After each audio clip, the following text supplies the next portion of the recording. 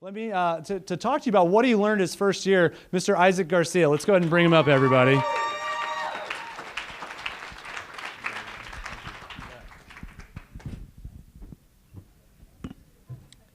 Hello. Before I begin, I just want to thank everybody who's put this meeting together. I want to thank everybody up in Olean, the ladies and Dave. My God, if it wasn't for y'all, we would not be here today, and that is an absolute fact. Thank you so much for everything you do. I also want to thank Josh. Josh has been an absolute workhorse for this company for a long time, and Josh has been instrumental in also putting together this meeting. And when Josh reached out to me to give this message, I was very honored. And so, Josh, thank you for considering me for this talk as well. Thank you. But more importantly, I want to thank everybody here, because you guys took the time out of your day, took the time out of your year, which I know a lot of you have really big goals this year.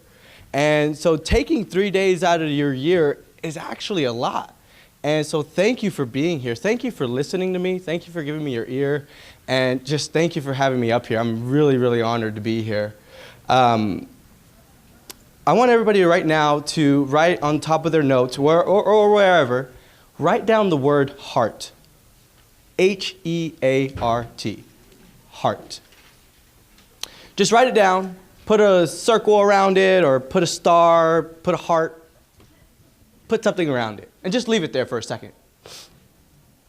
Today my talk's going to be on my first year as a coordinator and what I've learned over the last 10 months of being coordinator.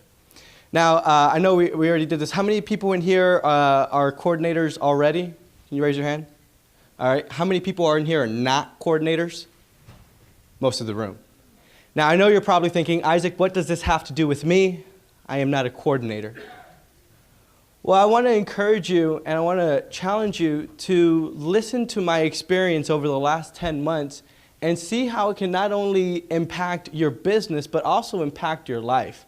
Because Cutco has done more for me than provide money. It's changed my life in ways that I can never pay Cutco back. And so I want to challenge you to listen to my message and see how it can affect you as well. You know, you might also be thinking, damn, that bald guy has really nice eyebrows. Does he do them?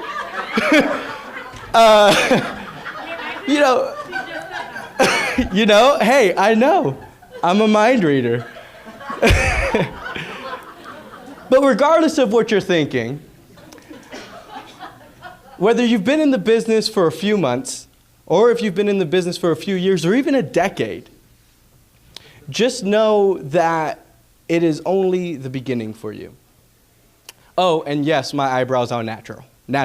It was funny, when God was creating me, we made a deal. He was just like, hey, Isaac, I got some bad news for you. I'm going to make you bald, but I'm going to give you some really nice eyebrows. How about that? I said, done deal. So that was the arrangement we had. But again, please, guys, please don't underestimate the simplicity of my talk, because I know it can do wonders for you just like it did wonders for me. So let's look at this word heart. What does it mean to you? For most people, it's just a muscle or an organ that pumps blood through your body and it keeps you alive. For me, I look at it a little bit differently. You see, my heart has been with me since day one. You know, the first thing that is developed in your mom's, fetus, stomach, whatever it's called. Womb, yes, the womb. The first thing that is developed is the heartbeat. So that means that your heart has been with you since moment one, since you were developed. That means that it knows you better than any one organ in your body, even more than your own brain, your all-powerful brain. Now, your brain might think otherwise and say, no, Isaac, or no, you, I know you better. No, your heart does, because it's been with you from the beginning. You are your heart. And so to be an effective leader, to be an effective coordinator, you have to lead with your heart. So how do we lead with our heart? Well, first you have to humble yourself. You know, in the beginning, when I first became coordinator, I had a lot of pride. I was extremely excited to take the position, and you know, with that, I became a little big-headed, and I didn't want to listen to anybody. I just wanted to do it on my own. I just wanted to set new rules, come in, stir up some things, change some things. Why? Because I'm coordinator and I can do that. But it's funny because I learned right away that that wasn't the case. I had some of my top guys reach out to me and tell me, hey, Isaac, if you keep this up, I'm going to leave the team. That wasn't fun, okay? So I had to humble myself. I had to realize that I am not here to run the team. I am here to guide the team. And you know, this was a really humbling experience for me because the whole time I just wanted to run it. I just wanted to do it on my own because I'm the coordinator. I should know what to do. But that's not the case. When you do that, nobody wants to run with you. Nobody wants to follow you. In fact, it pushes them away and nobody wants to be with you. So I had to humble myself. I sat down with my top guys and I told them how sorry I was. I apologized to them. I literally had a meeting in the office with them and told them how apologetic I was. And you know, it was a great experience because here's the reality, guys. 56% of my total sales revenue behind the booth last year came from my top 3 guys. 56%. So what does that tell me? That tells me I should not try to run them. I should link arms with them and have them help me lead the team. And in fact, I've kind of stepped back and let them lead the team. But this also means that I need to take care of them. I have to be there for them. And being an effective leader doesn't mean that you're in charge of everybody. It means that you're guiding them. I also had to think about this though, because one day our leaders are going to leave. As much as we want to say that, hey, everybody in this room is going to stay in Cutco forever. Well, the truth is that that's not the case. And so I started in the beginning. You know, I was focusing on my top 3, and I was like, man, what would happen if one of them left? 56% of them. 56% came from 3. So if one left, that means I almost lost 20% of my business. So this brings me to my next point. We have to empower people as well. I empower my second tier. I let them know that I want them to become a leader one day. Currently, my leaders are Justin Ledford, Mike Lanzetta, and Frank Delgado. My second tier consists of Jonathan Schmitz, Chad Brailsford, and James Rushing. That's my second tier. And I work with them, and I talk with them, and I'm constantly letting them know that I look to them, and I want them to be a leader one day. Now, they know they have to hit certain qualifications. They can't just become a leader. They have to sell a certain amount of behind the booth, and they also have to be with the company for a certain amount of time. And once they get there, then they can be considered that. But I empower them to shoot for more. I want them to be better. I want them to grow. And so I did that for a long time. Those 3 produce 14% of my sales revenue. 70%, right? 56 plus 14, 70, am I right? 70% of my business came from 6 people.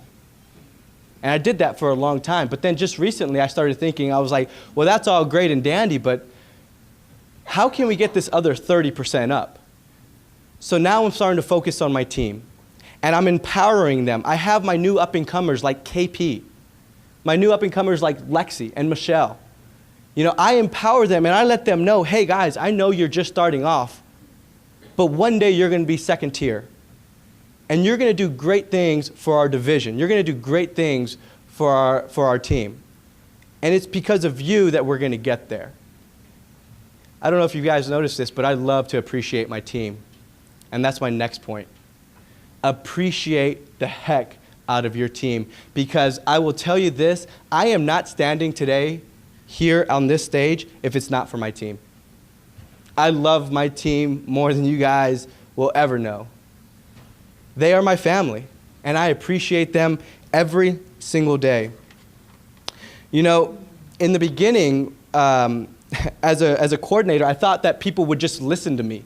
I thought, hey, Isaac, you're a coordinator. Everybody's going to listen to you because why? That's your position. So they have to listen to you. But I found out really fast that they weren't listening to me. So how do I get them to listen to me? Well, I appreciate them. I treat them like they're my family. Now, I know what some of you guys are thinking, because in order to appreciate people, you have to make them feel good, but in return, by making them feel good, they're going to grow. But some of you coordinators right now might be thinking, man, Isaac, not only do I have to book shows, find shows, coordinate everything, respond to emails, get in contact with other vendors, get in contact with this, do that. I have to do all this work, keep track of ROR. I got to do all this, and you want me to keep my team happy? I still got to focus on my own business. You know, when Josh and Dave asked me to give this talk, they asked me to give a new perspective on the coordinator position. And for a long time, when I first was asked to do the talk, I was like, heck yeah, I'll do that. But I had to think a long time, what is my new perspective on being coordinator? It wasn't until my girlfriend asked me, Isaac, why are you a coordinator? And I thought about that, and it really resonated with me. I thought about it in the beginning when I first became coordinator. My sole motive was so that I can get the best shifts. Because as a coordinator, you get the top picks. You know, you get to work the best shows. You get to do what you want. You're the coordinator. But what's funny is that when I look back, that is no longer the case. I am coordinator because I love my team. I want to see my people grow. I want them to succeed. And that's why I'm coordinator. And that's my new perspective on being a coordinator. Don't be a coordinator because you want the best shifts and you want to tell people what to do. Become a coordinator because you care about Cutco, you care about your team, and you care about people. And you want them to grow along with you. Because here's the reality. Last year, when I cared about my people, my personal business grew by almost 50%. Now, I know they're not staggering numbers like some people in here, but most companies out there can't even say they're growing their business by 5%, and I grew it by 50%, almost 50%. So the law is that if you help other people grow, just like what Josh said earlier, but with Zig Ziglar, if you want to grow, you have to empower other people to grow as well. It is just a natural law that you're going to grow with them. So don't tell me that it's not your responsibility to keep them happy. It is your job. That is what being a coordinator is being about, helping your team grow, helping this company grow. But that's not enough. Being humble, empowering your people, appreciating them, that's not enough. What resources are we taking advantage of? In the beginning, and I don't want to sound like a broken record, but I really did think I could do this all by myself. So I wasn't really reaching out to anybody. I was teaching everything that I know, but I soon realized that I didn't know much. I didn't really know anything. And so I started running out of things to say. And so then I started making excuses. Oh, well, I don't have enough resources. I don't know who to reach out to, and this, and that. Guys, that is a big bag of lies right there. Like, in today's day and age with Cutco, we have more resources than we ever had in the history of Cutco. We have the Cutco Events app with some audios from some of the best people in the business. We have best practice videos. We have the FSM Magic page. We have this net meeting now. Not only do we have all of that, but we have people who are literally a text or a Facebook message away or a phone call away who are willing to help you. So don't tell me that you don't have enough resources. Utilize your resources. Hey, look, your heart is probably one of the most resourceful things in your body because it uses all your blood to pump that thing through. So if that's going to be resourceful, you have to be resourceful as well. Be resourceful. Who can you reach out to? I want you to think about this right now. Write it down. Who can you reach out to today, tomorrow, or in the next week? Who can you reach out to as a resource? Who can help you grow your business? What talks can you listen to again? Can you listen to Josh Muller's upselling talk, or upserving? That is an amazing talk. What audios can you listen to? What scripts can you learn? There are new scripts coming out all the time because we are constantly finding new ways to improve our business.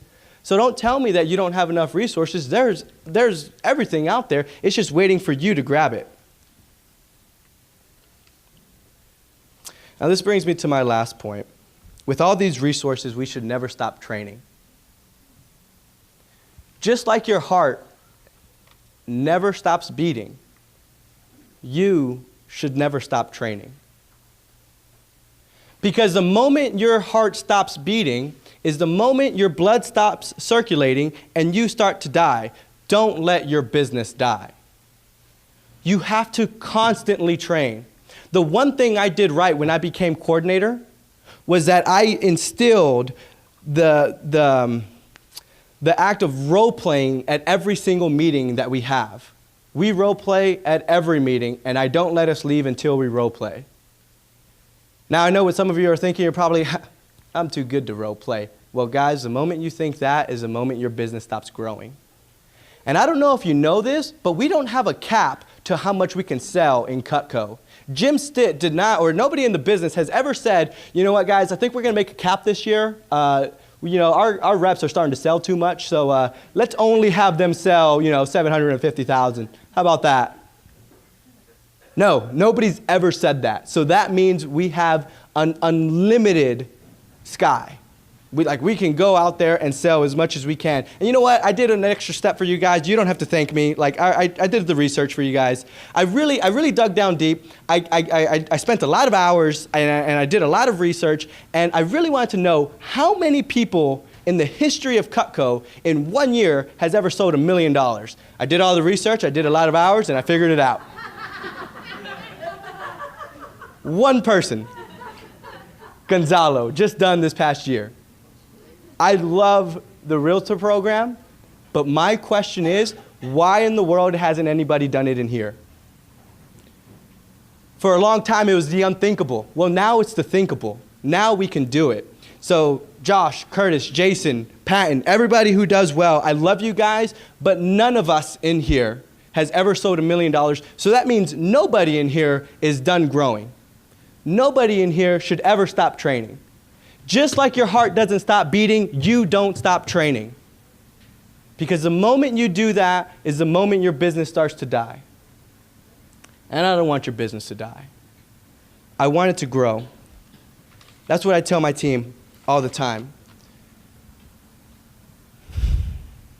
You know, guys, I can't tell you how humbled I am to be up here right now and to give this talk. It has been a true honor being up here. The most important thing I want you to walk away with today from my talk is that no matter if you're a coordinator or not, if you lead with your heart, you are true to yourself and you are true to others. And that can not only change your life, but that can change your business. And if you don't know how to lead with your heart, you just got to spell it out.